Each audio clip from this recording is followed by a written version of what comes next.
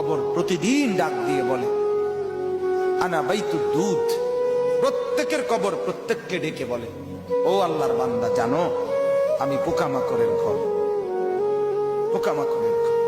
তুমি তো সেই বান্দা যে একটা মশা কানের পাশ দিয়ে উড়ে গেলে তোমার ঘুম বন্ধ হয়ে যায়, চোখ মিলে যায়।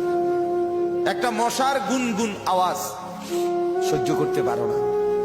একবার কয়েল, একবার অ্যারোসল, একবার মশারি, এরপরেও তুমি চাও যে একটা মশাও যেন আমার কানের কাছে গুনগুন না করে। তো 5 ঘন্টার ঘুমের জন্য, 6 ঘন্টার ঘুমের জন্য বান্দা এই যত্ন নিলা, অনন্তকাল কিংবা বছরের পর বছর কবরের যে ঘুম দিবা, পড়ে থাকবা সেই ঘরে, পোকা মাকড়ের ঘর, সেই ঘরে তুমি ঘুমাইবা কেমনে, থাকবা? আমার বাপ আমি